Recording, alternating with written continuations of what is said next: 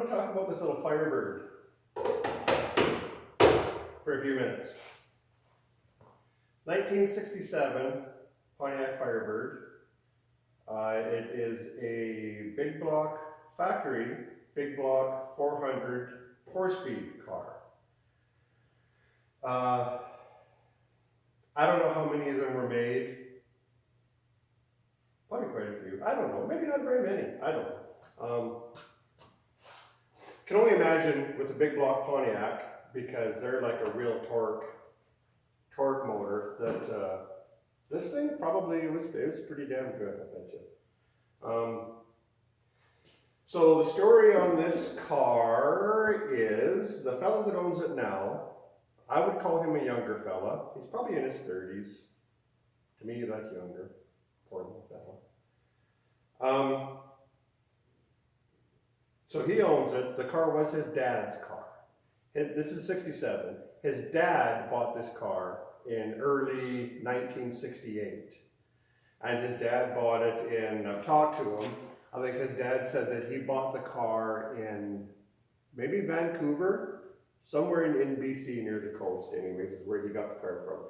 And he's from Saskatchewan. I never asked him what the hell he's doing, what a Saskatchewan farmer's doing on the coast in 1968. Might not have been good, 60, I don't know, 68, who's to say? But so anyways, Dad bought the car, and he did tell me that he paid, I think he said he paid $1,200 for this car. All original, I mean, well, I've cleaned all the paint off of it. But blue car with a black interior, big block 400, 4-barrel, 4-speed. It has the dual nostril Firebird hood with the 400 on the sides of the nostrils, and factory hood tack, black buckets and console car. Factory tack? I don't know. No factory tack. No factory tack. Still, the car is still, it's still original. I don't even think it had headers on it. In fact, I know it didn't have headers on it. So I got the car from the young fella. He reached out to me and come to me in original paint. Original car, original paint, except for it doesn't have the original wheels. It's got old brushed aluminum slots on the front and Keystone 5 spokes. Keystone 5 spokes on the back. 5-ply tires all the way around on it still. Like I say, an original car, original paint, really clean car. A little bit of rust behind both front wheels, and I mean just a little rust hole behind both front wheels. Oddly enough, I put quarters on it, and oddly enough, the only rust in the quarters was, again, a little hole behind the wheels, which could have easily been patched, and then like a bead of rust up around the wheel lip, which is odd, like right up on top of the wheel lip. I don't know if I've seen that before. But anyways, if you can see or not, I haven't busted all the systems apart yet. I haven't broken the brake system apart. The master cylinder is still here. I've got it mounted to a bracket, bolted to the frame. So that when as you can see, the subframe's out. I pulled the subframe out. I took it outside, I hung it from my engine crane, blasted it and painted it. Front suspension is really tight in the car. This color is, I want to say it's Glacier blue. It's not Le Mans blue. Don't look at the screen and say, oh, that's Le Mans blue. It's not Le Mans blue. It ain't. I'll even tell you what the number is, because it ain't Le Mans blue. It looks like Le Mans blue, and I sprayed Le Mans blue. What the hell number is it? FF? FF. So anyways, yeah, I guess that's about all to see here.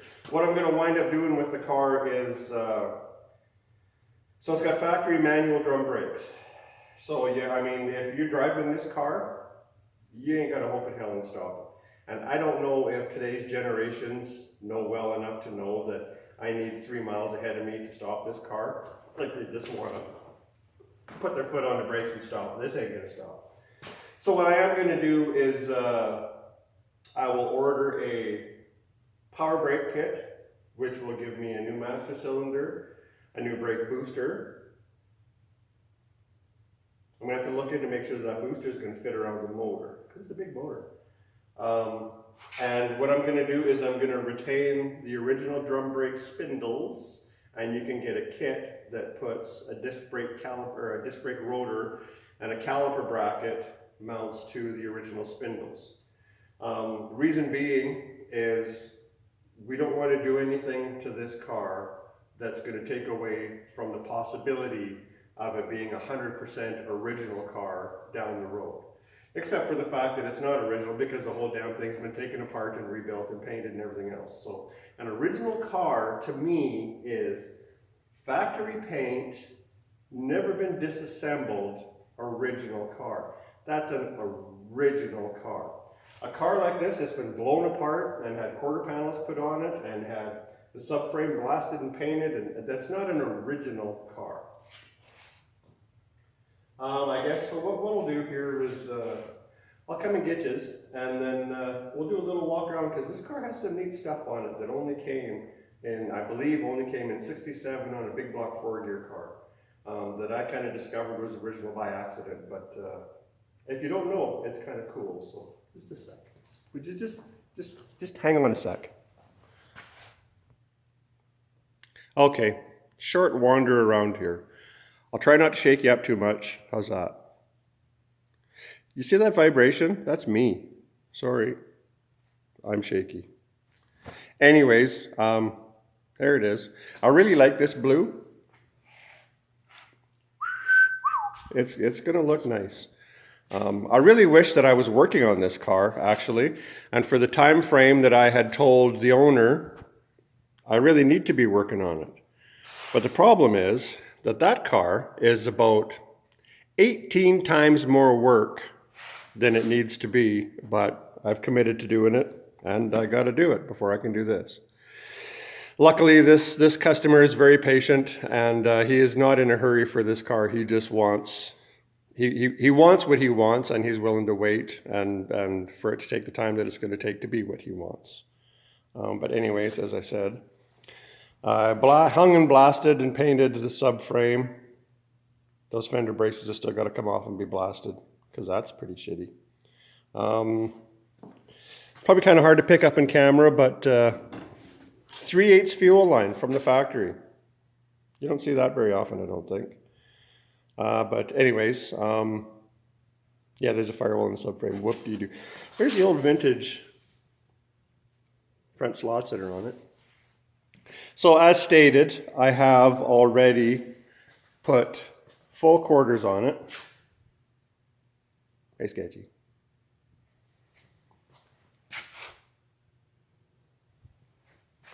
As I was saying, the rust, oddly enough, was right here, and actually it was kind of tucked down in this line here, up and around it. Formula 1 Super Stocks, eh?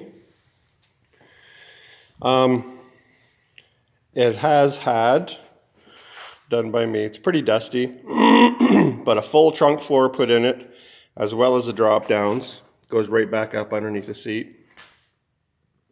Hey, sketchy.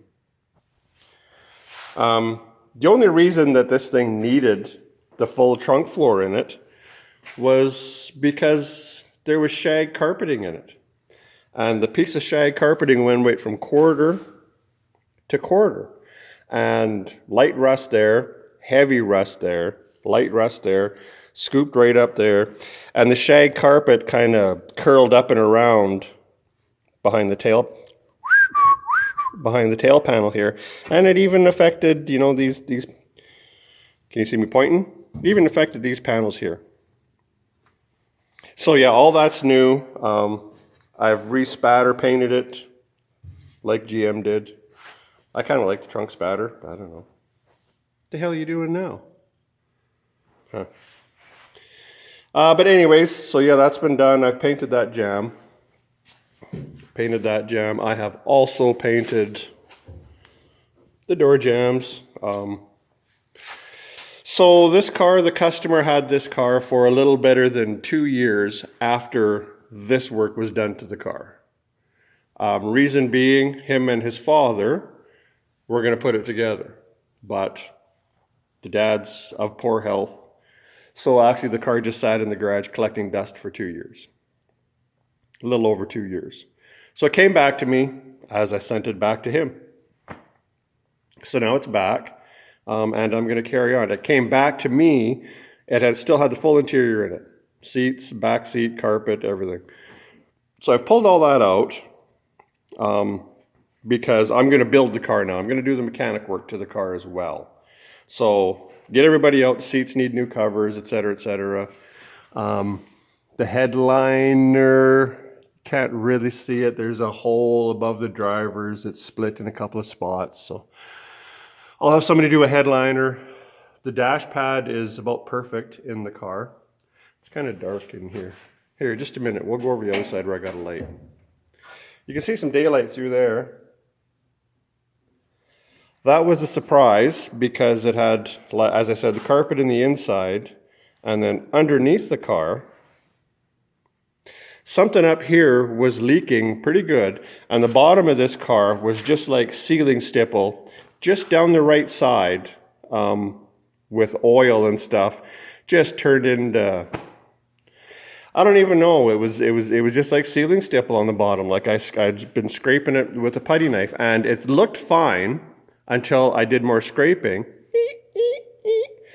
and that revealed some holes in the floors, just on the one side.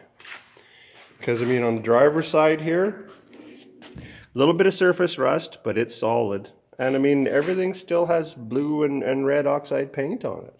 There's the floor panel I'll be putting in there. No, it does not have a factory tack. It is a buckets console car. There's the seat brackets. But yeah, it's really good. Something that I'll show you that's really cool, and I'll show you the odd thing that I found first. Oh, you just be quiet. When I took the seat out, I've never seen that before. Is that focused? So there's 2 bolts coming through, and this piece is welded to the floor. It's welded in, and it's made out of some solid metal. And there's one on either side. There's one on that side as well. So those were kind of odd when I saw that. I'll show you what that is here in a sec. Again with the door jambs. So when a car is at this point, I wouldn't normally have the trim pieces and the sill plates in, but I wanted this reassembled as much as possible from what I had taken apart, so that when the customer, his name is Jordan, so that when Jordan and his dad were working on the car, whatever they wanted to do, be it new carpet, be it the seats, the headliner, whatever they wanted to do, they could start from scratch and do it. But again, since I'm doing it, get out of there. So yeah, just a second and I'll show you something cool. Okay, we're under here now. Now, I don't know nothing about nothing, and anybody who knows me will agree with that. But those plates that I just pointed to on the floor, there's the bottom of it. Now look at that bar. There's one over there. There's a leaf spring, and there's an odd looking, obviously, traction bar. And there's 2 of them. There's a leaf spring there. Now, when I got underneath here, I've never seen that before, and I assumed that somebody had made that. But then I got to looking, and I thought, that is some pretty fine looking fabrication, what somebody done to put weird little Mickey Mouse traction bars on the leaf spring car. So I got to looking into it, and then I also thought, that's an odd looking 10-bolt rear end. I mean, look at that sucker. Are you looking? Ooh, look at that, there's the grill. Really odd looking rear end and odd traction bar. So I started, I got a hold of old Johnny Google and started looking into it. And then while I was laying under here looking into it, another thing I noticed was, I don't know if you can see that or not, but there is an N. Where is it? Can you see it? There it is. There's an N on top of this rear end, as well as 4-bar upper ears to mount in a 4-bar car, being GTOs, basically, is about the only 4-bar car back then. So I assumed that somebody had swapped the rear end out, and I don't know, I didn't know if that was a frontways N or a sideways Z. So as it happens, this rear end under this little car is nice air shocks, hey? Looks like a Sears catalog. Is a pretty rare piece. Now in Googling it, because this kind of caught my eye, the big notches in the sides of the cover. So when like I said, I called up old Johnny Google, and so this rear end would have been used in GTOs, Tempests, and 67 Firebirds. So the N on the front means that this, where can I hang this light? Holy hell, how's that? Oh, look at that. So the N means that the center section here, from there to here, is nodular iron. That's what the N stands for, is nodular. And so what that means, apparently, is this rear end as a unit with the nodular center section in this car would have either 373, 391, or 410 gears in it. Those are your 3 options for this rear end in this car, according to old Johnny Google.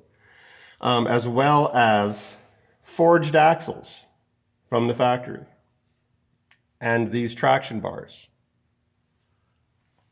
Traction bars only came in big block 4-speed cars.